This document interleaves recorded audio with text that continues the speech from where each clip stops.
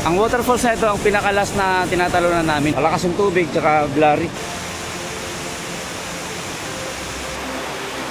Clarifier system ng Nawasa ng Catbalogan City.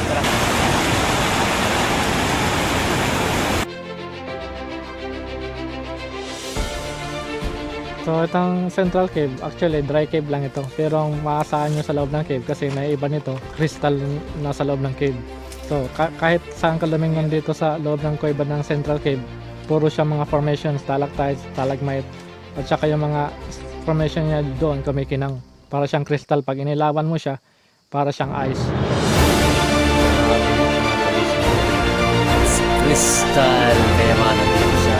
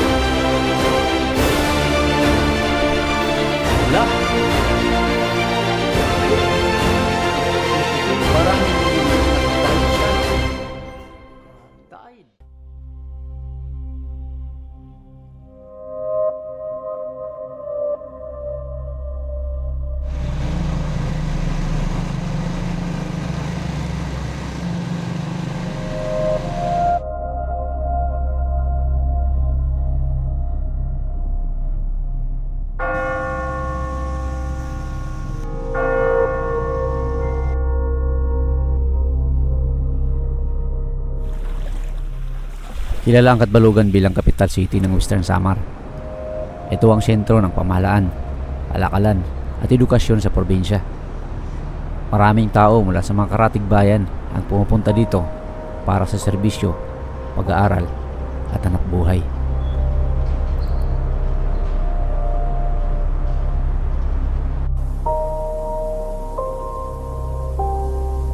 Matatagpuan ang Catbalogan sa kahabaan ng Maharlika Highway. Kaya ito ang nagsisilbing pangunahing daanan ng mga biyahero na tumatawid sa Samar mula Northern Samar hanggang Eastern Samar. Halos lahat ng dumadaan sa Samar ay dumadaan sa Catbalogan.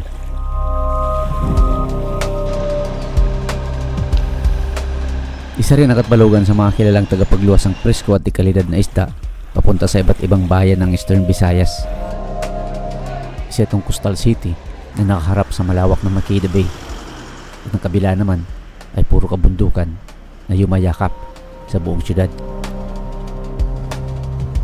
Ang likas na ayos na ito ng kalikasan ang nagbibigay proteksyon sa Catbalogan laban sa malalakas na bagyo at unos.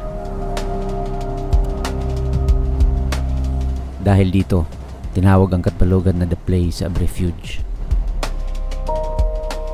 Sa islang ito matatagpuan ang itinatayong Catbalogan Airport. Isang proyektong inaasahang magdadala ng mas maraming oportunidad at mas mabilis na koneksyon sa lungsod. At sa kabilang bahagi naman ng isla ay matatagpuan ang kilalang Buribaras Beach. Dinadayo ito ng maraming naliligo, lalo na kapag may mga okasyon at bakasyon. Ilan lamang ito sa mga lugar na kilala sa Catbalogan. Mayroon ding mga ilang ecotourism sites na makikita sa syudad. Pero base sa aking obserbasyon, mukhang hindi pa ito ang pangunahing focus ng pamahalaan sa ngayon. Sa nakikita ko, mas nakatuon ang development sa infrastructure at urban entertainment, mga shows, amusement activities, at iba pang pampasigla ng turismo sa lungsod. Isang bahagi sa pag-unlad ng syudad. Pero sa likod ng mga pagbabagong ito, may mga lugar pa rin sa Catbalogan na nanatiling tahimik. Mga likas na yaman na naghihintay pa na matuklasan. At isa na nga rito, ang kuweba na ipapakita ko sa inyo ngayon. Naiikot naman dito, oh. Ha? Naiikot. Kikibing kami ngayon dito sa Catbalogan, sponsored by. If you want an unforgettable adventure here in Samar and Biliran, just visit www.prexplore.ph or you may directly message Joni Bonifacio on Facebook. Sama natin si Summer Traveler, Kuya Lando from Calbiga. Sama natin si Agla. It's me, Agla again. Di kalayuan mula sa proper ng Catbalogan ay mararating ang Barangay San Andres, kung saan dito nagsisimula ang mahigit 2 oras na hike.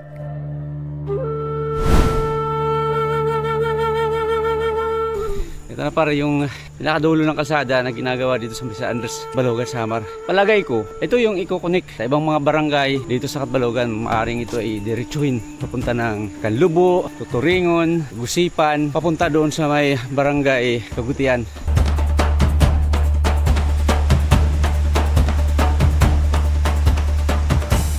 Sa trail, madadaanan ng mga malalaking pipe na konektado sa purifying system ng Catbalogan Water District na tinatawag nilang kulador.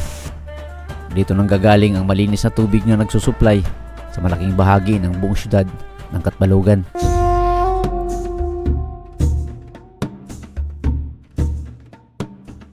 Pero bago marating ang purifying system na ito, madadaanan muna ang kilalang waterfalls ng Catbalogan, ang Bangon Falls. Kapag nagkakanyoneering, ang waterfalls na ito ang pinakalas na tinatalunan namin. Hindi ko alam kung magkakanyoneering kami yan dahil malakas yung tubig tsaka blurry. Kapag magandang panahon, maganda rin ang daloy ng tubig dito. Malinaw, malamig, at masarap magtampisaw.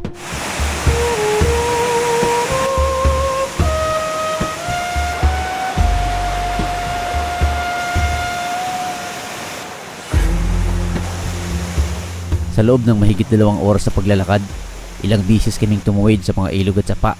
Dumaan kami sa mga kapal na kagubatan na bahagi ng trail.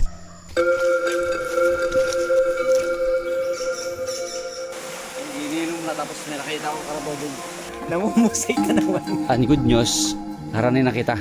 Ang bad news, malusad pa kita. Bago namin tuluyang marating ang entrance ng kuweba. Hindi ko na malayan, parang dito na pala kami. Ito na yung entrance ng Central Cave. Ang pagkakaiba ng kuwebang ito, wala siyang exit or ibang lagusan para makapasok. Ito lang talaga para siyang biso. Pagdating sa loob, may malawak na bahagi. Iisa lang ang daanan ng kuweba. Kung saan kami papasok, doon din kami lalabas. Hindi madali ang pagpasok dito dahil isa itong vertical cave. Walang ibang paraan para makababa kundi ang paggamit ng lubid sa pamamagitan ng single rope technique o rappelling. Bago namin pasukin ang kuweba, naglatag muna kami ng tent, nagsuot ng mga harness at nagkaroon ng maikling orientation mula kay Cave Master Juni. So itong Central Cave, actually dry cave lang ito. Pero ang maasahan nyo sa loob ng cave kasi naiiba nito, crystal na sa loob ng cave. So kahit saan ka lumingon dito sa loob ng kuweba ng Central Cave, puro siya mga formations, stalactites, stalagmite, at saka yung mga formation niya doon kumikinang. Para siyang crystal, pag inilawan mo siya, para siyang ice.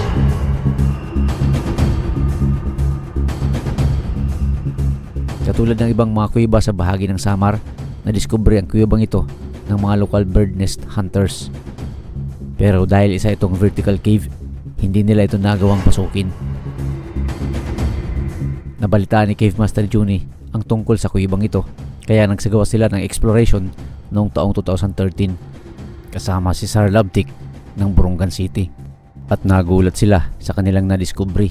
Puno ng nakamamangang tanawin ang loob nito at halos hindi pa nagagalaw. Bala ng missile.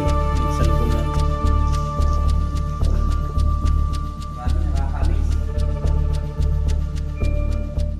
Matatagpuan ang kuweba sa kabundukan ng bahagi ng Barangay San Andres na may layong humigit kumulang 8 kilometro mula sa syudad.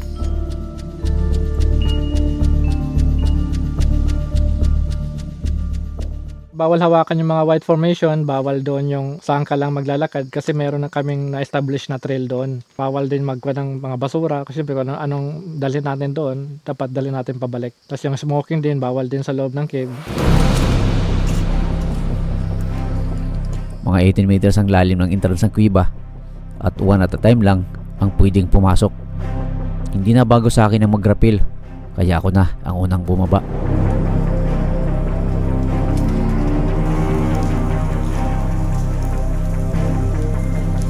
Dito na ako sa baba. Hindi sila magrarapin pababa.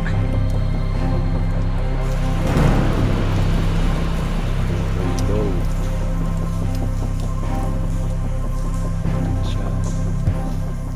So welcome to Central Cave. We are here now inside. So we're 2 hours away from the city. Dito kami sa pinakataas ng bundok ng Catbalogan. May budget kami 2 hanggang 3 oras na exploration kasama na ang documentation. Hindi gaanong kahaba ang kuweba. Sa katunayan, ang trail nito ay paikot lang sa ilalim na umaabot mahigit kumulang 350 meters. Nakakamangha, no? Grabe, no? Wow! That's huge! Tara, tingnan mo, haligi. Parang nag-abot na yung stalactite sa stalagmite. Grabe, no? Ito ang tinatawag na kulom na napakaputi. Pinagsanib na stalactite at stalagmite na nabuo sa mahabang panahon. Mas maganda dito sa kabila, oh. Grabe, no? Wow! Dito. Picturean ko sila. Grabe, no? Para tayong... Alam nyo, para kami sa ibang kingdom, no? Nasa ibang mundo. Personal kang nandito, mga par. Talagang... Sa totoo lang, this is my second time here. Pero,amiss pa rin ako hanggang ngayon. Yung mga ganitong klase, bawal hawakan yung mga ganito. Hindi pinapahawakan kasi pag nadumihan siya, hindi na siya mamamatay. Yung galing sa ibaba pataas is stalagmite. Pag nag-connect na siya, column. Pag nag-column ito almost column na to. Ay, column na. Ito ang bahagi ng trail na sakto lang ang lapad para makadaan ng tao. Iniingatan ng bahaging ito upang hindi mahawakan ang mga mapuputing kulom. Nakaka-amiss talaga, no? Kumikinang. Imagine ganito kalaki pa. Ganito lang kasikip. Dapat hindi mahawakan or masagi man lang itong puting-puti na bato. Kasi nga, mamamatay. Hindi siya katulad sa isang nahawakan. Kapag nahawakan, nabubuhay.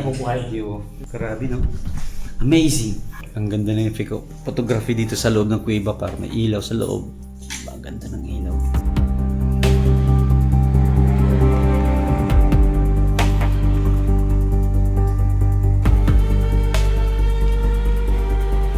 Grabe, tumatagos yung ilaw.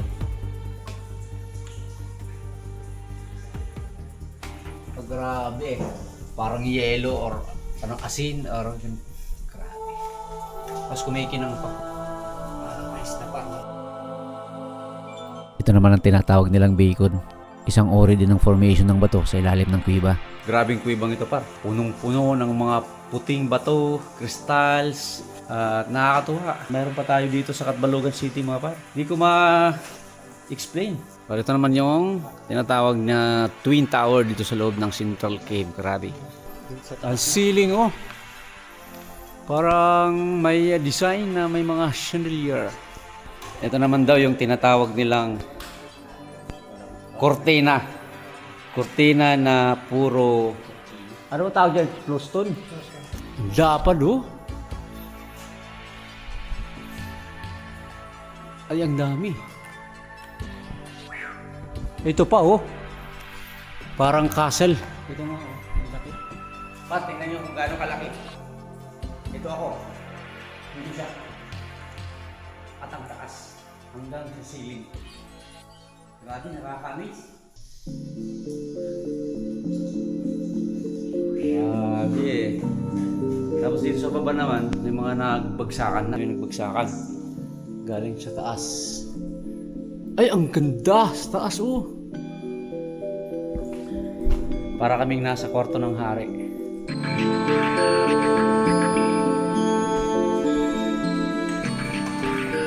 Lah!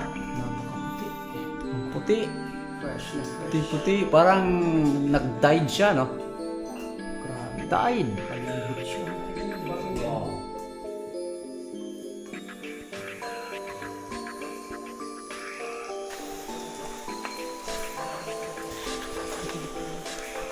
Laka na akong drone.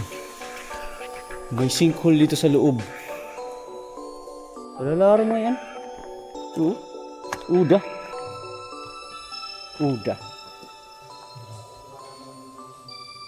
Parang rice terraces. Nabubuo siya dahil sa patak ng ulan. Dito pala yung mga kumikinang. Hindi ko lang kung nakikita sa camera. Kasi ito may malaki. Parang bahay ng putyukan. Pulot putyukan. Ito, ang laki ng post. Lakaw pa yun. Tumatagos. Amazing. Kaya sa pagkaon, no? Napakalapad. Lapad. Parang diamante pa, no?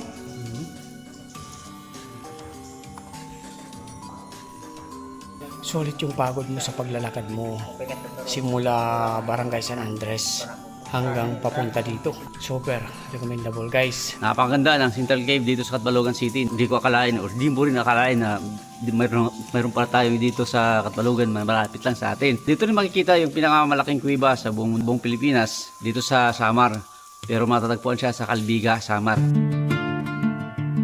Umabot kami ng halos 2 oras sa ilalim ng kuweba. Sa loob ng 2 oras na yun, unti-unti naming nasilayan ang kagandahang hinubog ng kalikasan sa loob ng napakahabang panahon. Mga batong nabuo sa loob ng libu-libong taon, mga anyong hindi madaling makita sa karaniwang pasyalan, hindi man kalakihan ng kuweba. Kakaiba naman ang ganda nito. Sa lugar na ito mo makikita na sa likod sa abalang syudad ng Catbalogan, may mga likas na yaman pa rin na nanatiling nakatago sa kabundukan. Isa itong paalala ng Catbalogan ay hindi lang tungkol sa development, entertainment at urban attractions. Meron din itong mga natural na lugar na maipagmamalaki. Mga lugar na hindi pa gaanong napapansin pero may malaking potensyal para sa ecotourism. Isa ito sa mga yaman ng Catbalogan na dapat mas makilala, ingatan para sa mga susunod na panahon. Nag-enjoy ba kayo? Yay! Handa na ba tayong bumalik? Wag na.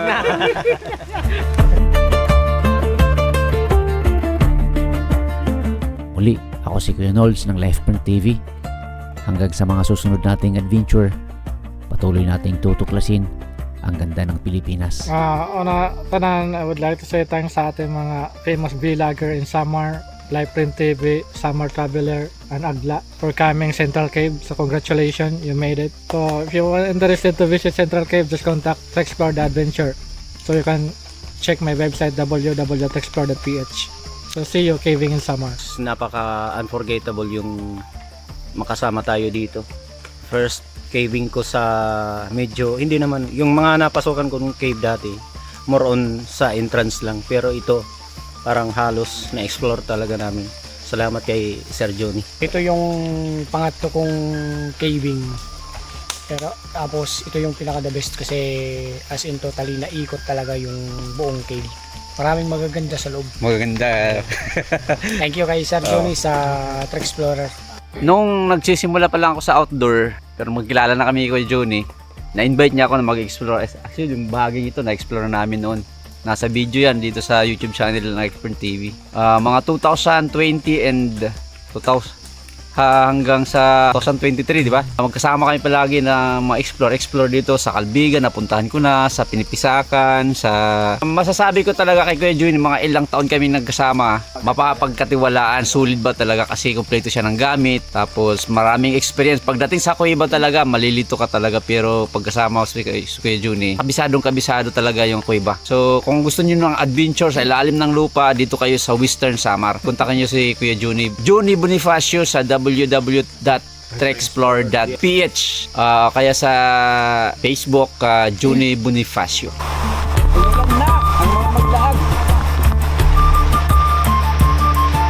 Tera, hulot.